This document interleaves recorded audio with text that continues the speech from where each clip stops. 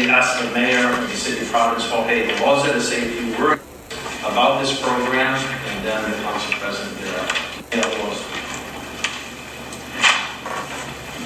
All right, good morning, everyone.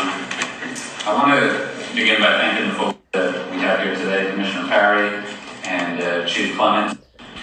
They've been looking at this technology and frankly other technology for quite a while. I appreciate your diligence in researching this space and helping get us to this moment. Also want to recognize Council President, been really a great partner and has understood the value of this kind of technology in fighting crime from the very beginning. So thank you, President, for your partnership. I also want to recognize Josh Thomas. He's a representative from Flock, and he's scheduled to speak after all of us, and he's available for any questions. So this past weekend we had a really tough weekend. We had 3 separate shootings, and we had one awful incident where a young boy lost his life. That's a tragic situation. But I want to share with you a little bit of my experience as I showed the scene. I met 2 of his family members, and distraught as you can imagine.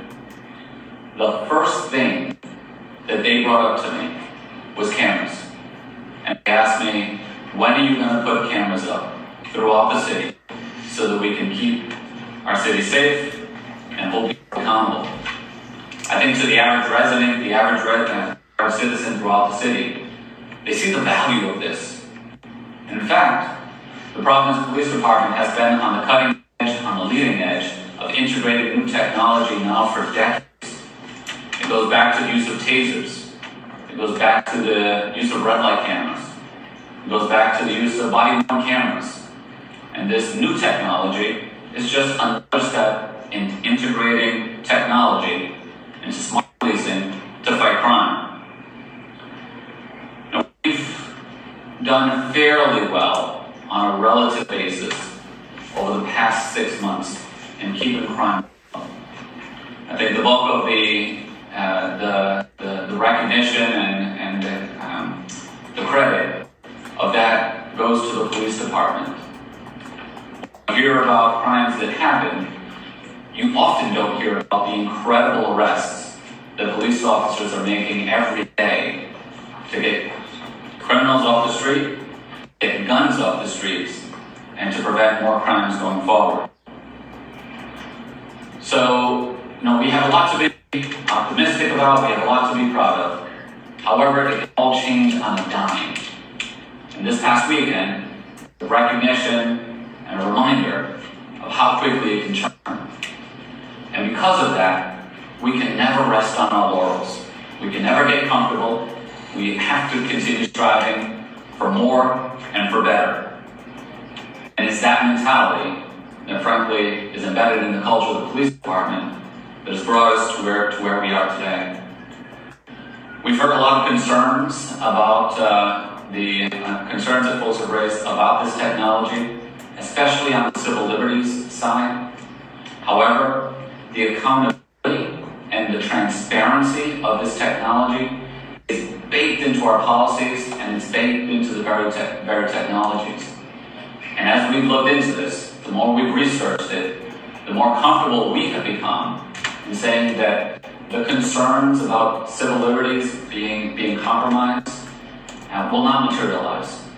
We can say this confidently because there are about 2,500 cities and towns or states throughout the country that are already using this technology. And this technology has been done in a way that is effective at fighting crime and does not compromise people's civil liberties. So we're excited about integrating this new technology. We crafted a policy based on best practices. The chief will be speaking more on this in just a moment. But this new technology, but this policy, not only does it draw upon years of experience from other cities and towns that have used it, but it also takes into account comments that we heard from our own community and changes were made to our policy from the draft to the final policy that we're announcing today. So we're confident that this is technology technology is going to allow us to fight crime and send a very clear message to anyone out there that's considering committing a crime in the city of Providence, especially the most violent forms of crime. Your chances of being caught and held accountable are going to go up significantly because of this. So, with all that, I think that this technology is going to be very helpful in continuing to lower crime in our city and fight crime effectively. Okay. Thank you, Mayor. Next is the Council President, Johnny Liozzi, who's been a strong supporter of law and order and supportive of the Providence Police Department and everything we do. This is about crime deterrence and crime accountability for those who come into this city or reside in this city and commit crimes, whatever those crimes may be. So we appreciate his support, the council's support, and supporting this technology, understanding what it is and what it is not. Council President Johnny Liozzi. Good morning and thank you, Commissioner. First of all, I want to acknowledge, of course, the Commissioner, the Mayor of Providence, Chief Clemens, Major, and of course the flock representative. And also the people of Providence. All of us here today, by the way, on this dais, is here for one purpose: making the city of Providence a safer place to live, raise a family, work, visit, and enjoy this great city. So everybody feels comfortable every day coming to the city of Providence. There's not one person up here who's not here to make the city a safer place. And I have to thank them, because no matter what, no matter where political differences are, no matter what people talk about, there's one thing everybody here collectively wants, is a better, safer city for all of us to live in. This proposal here, and I think the mayor hit on it, is a natural progression. I was there when we talked about putting on the traffic intersection cameras, which is, once again, reading license plates in cars. And at that time, folks were concerned about different issues and civil liberties and etc. But it was applied reasonably, honestly, with accountability and transparency, and it showed that it's a success for the city of Providence and the people who live here and visit it. Then we took another step. We then chose to do license plate readers in our school zones. And we applied it in a safe, responsible, accountable, transparent way, and it has been successful. We have made our school zones and those streets safer for our children, our parents, and our visitors. Now that's a civil application. Now we're taking the next step. And we're looking and doing the same steps. We're being measured, showing accountability, transparency, and we're doing it in an honest way. This block system is about fighting crime, about making our criminals who want to visit the city, who want to live in the city, feel uncomfortable. Make them think twice. Make them know that we will not stand for it. We will not stand for them victimizing the people who live in the city, to victimize the people who want to raise a family in the city, to victimize the people who want to have a business in the city. All those law-abiding citizens deserve a safe and secure city to live in. And anybody who questions that, well, you look to some of our neighbors, and I think it's like, I don't want to get the number wrong, but roughly 1,200 law enforcement agencies have applied this, from San Francisco to Chicago to Minnesota. So they're adding this to their crime-fighting ability, those big cities, and this is a chance for us to do the same. So I stand here in support of this. By the way, supporting, of course, that, as the mayor mentioned, the chief and the commissioner, applying appropriate accountability measures and transparency measures, which they have, and they'll be submitting the proposal of the policy soon, and it shows it. They took their time, they did their diligence, they listened, they learned. And the beauty of our policies is that we can always make them better. And I'm sure, I have confidence in Chief Clemens and the Commissioner and the Mayor, that they need to tweak the policy as we move along. They'll do it in order to make sure there's more accountability, more transparency. That's what they do. Because their major mission statement is to prevent crime and make the city safer. I just urge everybody to have an open mind. to think next time that when you visit the city, I want you to feel safer, I want you to feel comfortable. Because everybody who lives in the city deserves the same level of comfort as anybody who lives in the suburbs or in a private estate. The average person in Providence, no matter what color of skin, no matter what sex or sexuality, no matter where they come from, deserve a safe and secure environment to live in. So I support this today because I want to promote that type of environment for everybody in the city of Providence, and they deserve it. With that, I turn it over to the Commissioner. Thank you all. Thank you, Council President. We appreciate your support. Next is the Colonel of our Providence Police Department. You all have a copy of our policy that's been in process now for 60 days after some public comment as well. And that it will be posted up on our website. The Colonel will walk through a little bit of the policy and a perspective of how this is going to be executed. It's probably going to be about 30 days before we are up and running. We have more cameras that need to be installed, and so it's probably 30 days prior to we are live in this program. The policies there. We have training we have to do with some of our police officers, our administrators. That's going to take a little bit of time, but without further ado, Colonel Hugh Clemens of the Providence Police. Colonel.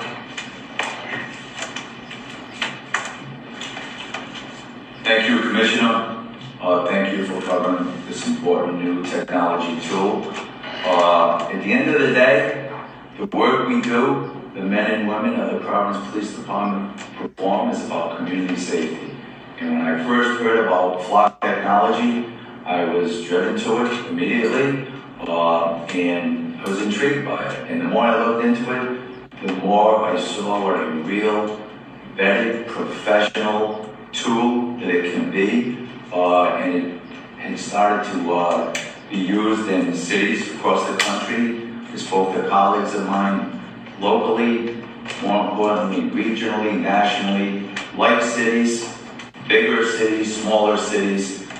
Fantastic tool, and most importantly, it has the transparency and accountability built in that will continue the work we do in building public trust in this community.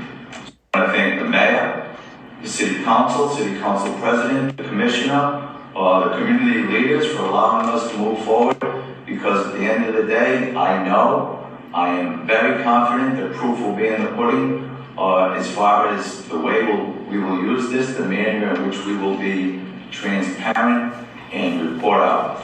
Our policy is tight, and I think as the council president has intimated, we're always fluid if we need to tweak policy as we go along the way.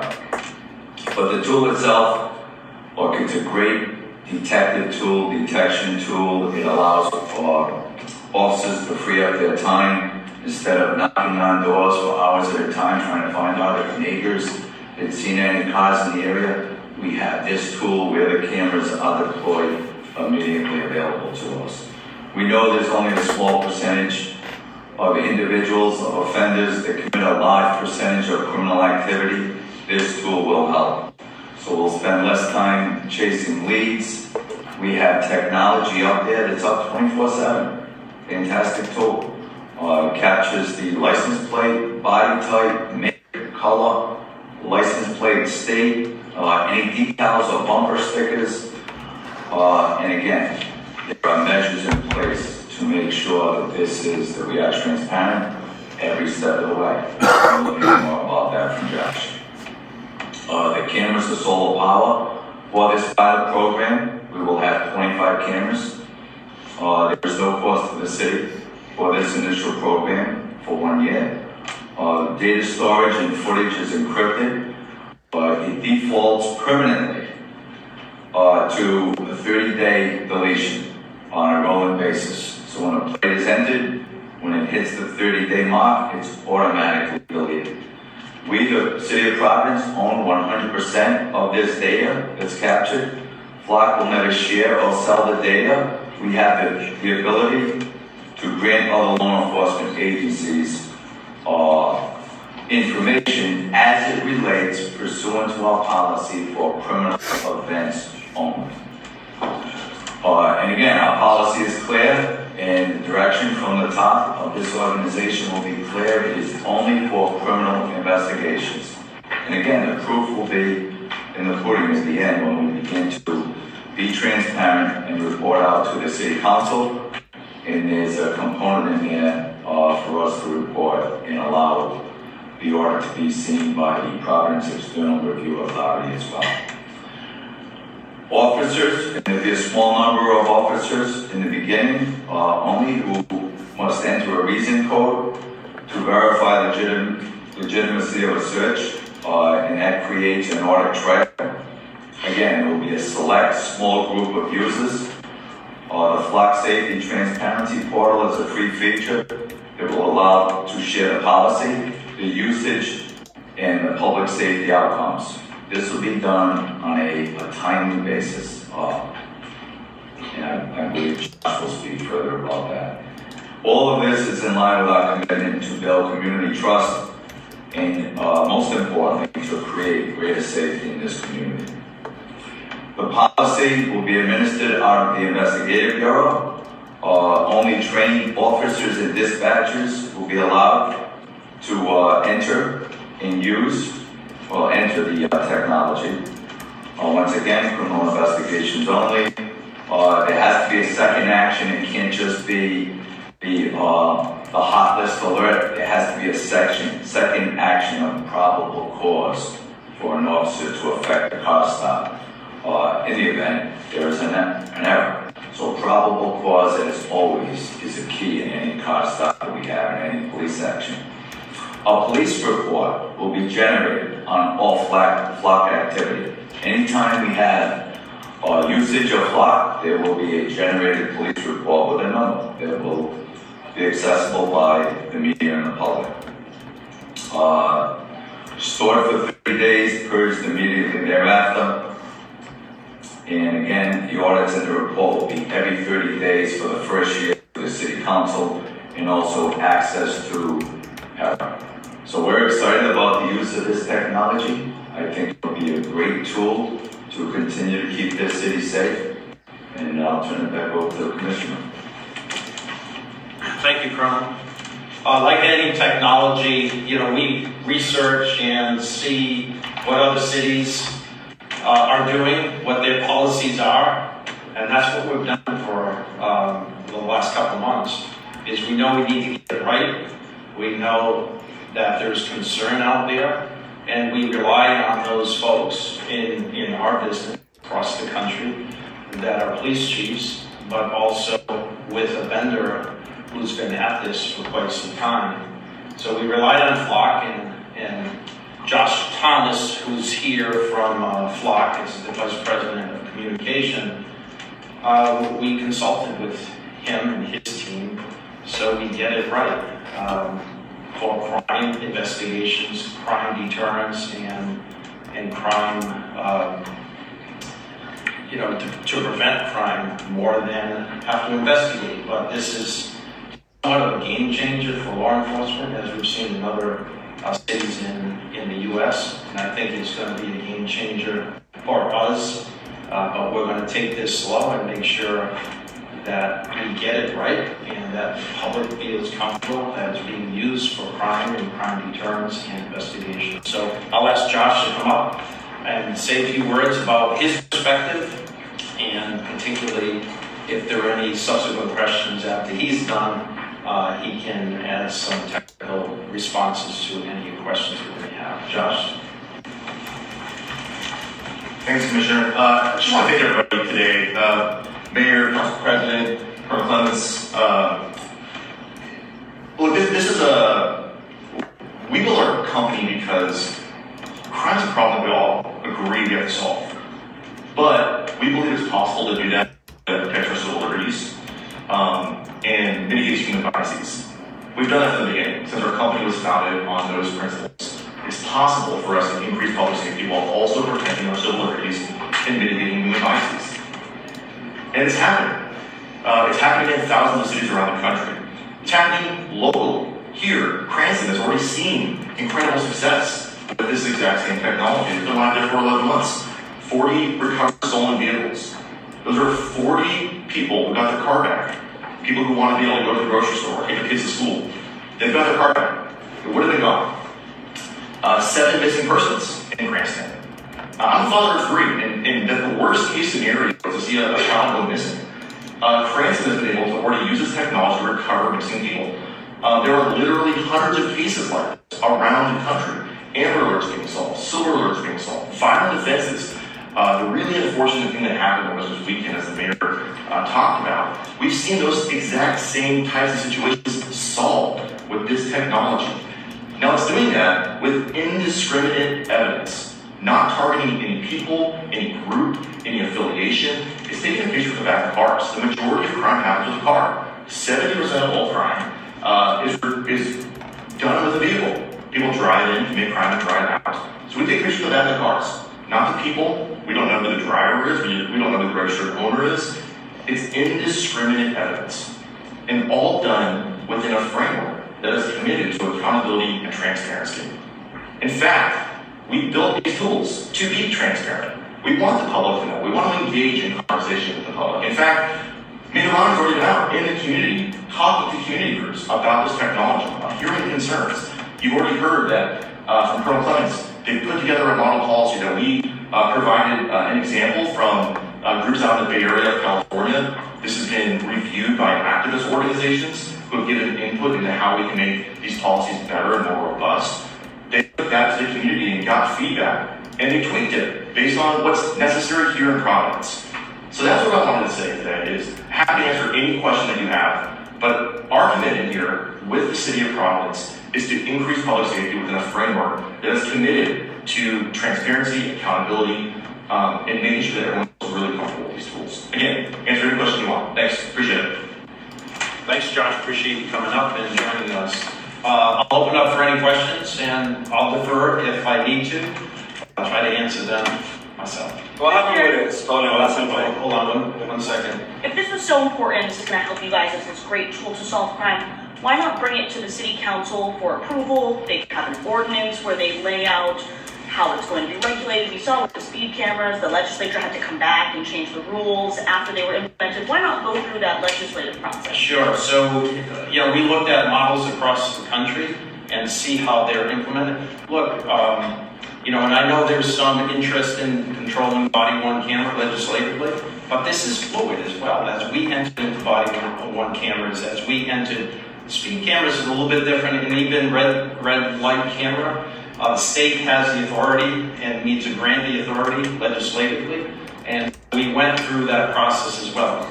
I understand your point. This is going to be fluid, and we're hoping that the public understands the purpose and focus of this program, solving crimes, that we don't need legislation. There's legislative oversight, but we don't need legislation dictating about how we can use this kind of technology. And why not have any public hearings? I know you had allowed the public to comment via email. Why not have any public hearings about this? Again, like we do with, frankly, when a lot of new programs are launched in the city. We can have a public hearing. We want to get the first step and get this implemented because we're going to be working out some of the bugs.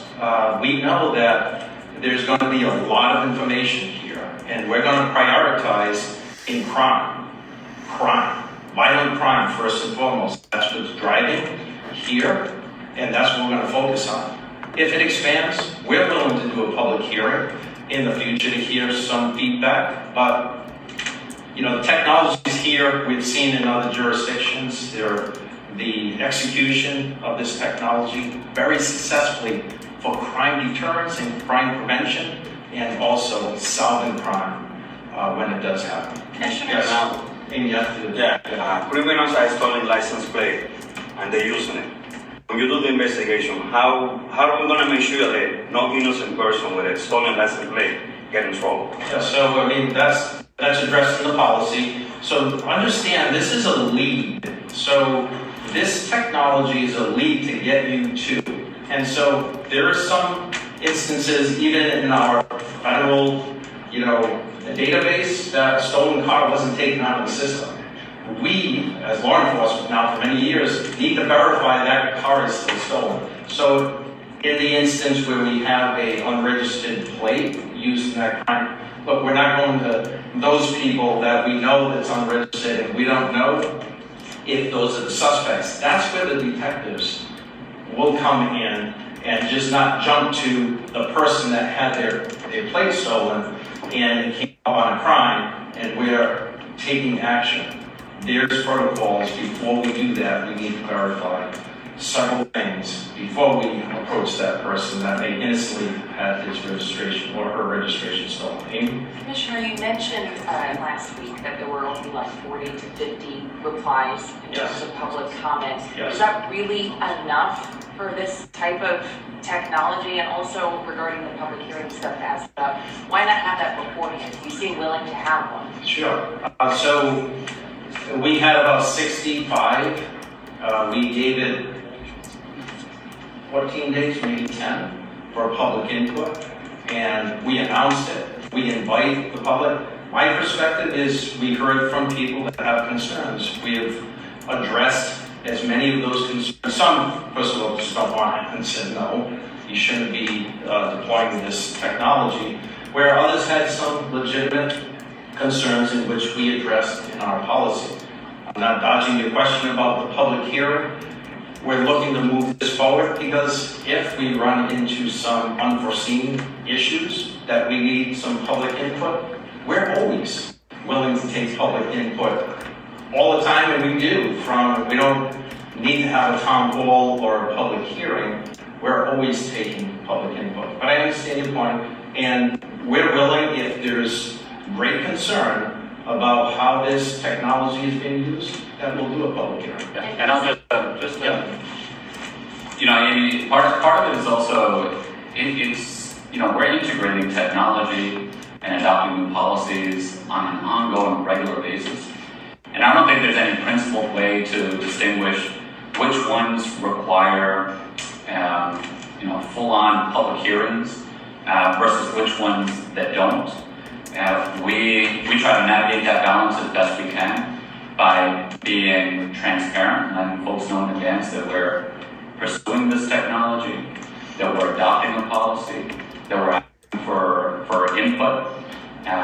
You know, when you compare the process that we've gone through with this, I think it, you know, far outstrips what you've seen in other circumstances. And so there's just no principled way to say, well, these kinds have to slow down and go through, you know, a whole process, and which ones don't. So that's part of the calculus, and then us trying to navigate, you know, all of those competing interests as best we can. And just one more question. Is it true that the cameras can also make use of images from things like Ring doorbell cameras or other surveillance technology? What was your question? Can the cameras make any sort of use of things from Ring doorbell cameras or other surveillance technology? Can those images? I mean, I'm sure Josh is fighting to get up here and say, but Well, that's been a concern from some of the folks protesting outside, and I don't know if that's true or not, so. Yeah, do you mind if I? Yeah, no, jump in. That is not true. Okay. That's great. While we have Mr. Yeah. Thomas, so your contract with the city says that Flock may share data with third parties, either if they're compelled to by a law enforcement agency or if they deem it necessary for public safety. I think the chief said Flock would not be sharing data. Can you just clarify what data do you share and with whom? Yeah, so it's understood, you know, or if there's other reasons that we would have to legally share that information. But the colonel was right. The city of Providence will own all of this data and have the final authority on all of that. And would you share data with immigration authorities? We do not have any sort of relationship with immigration authorities, no. Okay, you've never shared with immigration Correct. authorities? But if a law enforcement agency is legally required to do that in other states, they may do that, but Flock Safety has never done that. 25 cameras, do we have a public list of where they are, and how did you choose where they would go up? So we are not sharing with immigration. Let it be clear, it's in the policy. We will share with other law enforcement entities on a criminal investigation basis. That's it. No administrative, no civil, only for criminal investigations. So we're eventually going to get to 25. Obviously, we're both consulting and looking at our, where is the crimes occur? Violent crime and all the other crimes. And we push that out to you all on a regular basis. So we call it a heat map of where's the center of our crime and where that center is. And it's not just concentrated in one area of the city, it's pockets. That's where those cameras are going to go. And that's where they'll be deployed for the 25. Will they change and subject to change? Possibly, but it's driven by where crime is being committed, so we can deter and prevent and investigate and hold those criminals responsible. Best practice across the country is not to identify what location at what intersection and what pole for obvious reasons. They'll end up getting vandalized, and it destroys our ability to continue with this process. So generally, we'll let you know where those cameras are, but you can look at a heat map and see for yourself where those crimes are being committed, and I'll tell you that's where those cameras will ultimately be. Just to be clear, right now, Hold on a second. clients to, This is a year-long pilot program. What are you going to use to determine whether or not you want this to become permanent? Success. Success in driving crime down, success with apprehension and holding criminals accountable, like we've seen in Princeton. So it's going to take us a little bit of time, but once we see and we're convinced we're going to see success, we're going to report that to the public. That's going to make this successful. I know this is kind of a Let me just answer a little bit. So to explain a little bit more about the technology, the cameras aren't necessarily meant to catch crime, as it's happening. 25 cameras just isn't going to do that. The city's too big. But the technology, what it does is, if we have a lead on a license plate, it pings you that it's been sort of read by a camera in this location, and then 2 minutes later it was pinged by a camera in this location. It allows law enforcement to hone in on where that car is, where the folks are. And correct me if I'm wrong, Commissioner, but I believe we've already had cases where we've had a lead on a license plate, and that gets entered into the system, and a ping has come back from another state that has the technology which allows us to know where that person, where that car is, and ultimately make her arrest. So this is going on extreme. Time for one more. This is what I'm envisioning. What if, the people that are against it, it's probably illegal, but what if they start driving around with their license plates covered up? It is illegal, and you're required to have the vehicle that you're driving registered, and I'm sure there'll be some thoughts about how do you defeat this, just like any other device, right? But we've had cameras reading license plates. We just don't see that happening in other cities to defeat the system. is there a date that the cameras are being turned on? It's fluid. We expect within 30 days. We got some permitting and some we got training to do as well. But we expect within 30 days we'll be up and running with the 25 cameras. Alexa here, and then we got to wrap. It's my understanding that Cranston Police Department is automatically sharing some of their data with specific police departments. Is that the case in here as well? That will be the case here as well. But which ones? I'm confused with the question. Which department or agencies are you sharing this data automatically? So we're going to share it with those departments that have blocked. Cranston does, Woonsocket does, and there are some other municipalities on the West Bay that does. It's a law enforcement tool, and we'll share with our regional law enforcement folks. Cranston has shared their data with us. It's a couple crimes here in Providence that they have. We know the power, and if it's a legitimate criminal investigation by another law enforcement agency in this region, we'll share. Right here, Dash. So one of the concerns from people and some of the protesters outside is invasion of privacy. As these cameras are pinging license plates for persons just driving by, where is their plate being stored, and just where is all that data going to be stored, and how may it be used? I'm not the IT guy, but in the cloud, and it's stored, by our vendor, and it's owned by the Providence Police. So, there's security measures so somebody can't hack into the data in the cloud, and that's important as well, but that's where it's stored. If we need to access it, that's where we're gonna go, and it's all documented, and Barry's gonna access the system. There's an audit trail, the reason why, and what he looked at. And so that applies to the 440 police officers that we have. There's a strong audit trail because we want to make sure we're accountable and how it's used, and that we share it just like Cranston and other municipalities to the public on our portal as well. So it'll be live updates, the number of license plates being captured, the number of hot lists, the number of police officers accessing that. This is all data that's going to be provided to the public. How often will you audit how the officers are using the database? Say again? How often will you audit how the police officers are accessing? Look, this is going to be slow at first because everyone isn't going to have access. But at the beginning, we're going to be monitoring this very closely. We're going to do a monthly audit. We're not going to wait a month to do it. We're going to see how this runs, but we're going to do a monthly, and then from there, if there's, we'll rely on Flock to help us, and if there's a repeated, particular officer, we're going to know pretty quickly, but the audit is going to be continuous, and then probably every month, just to be sure that we're auditing and reporting that audit. Awesome, thank you guys. Thank you, everyone.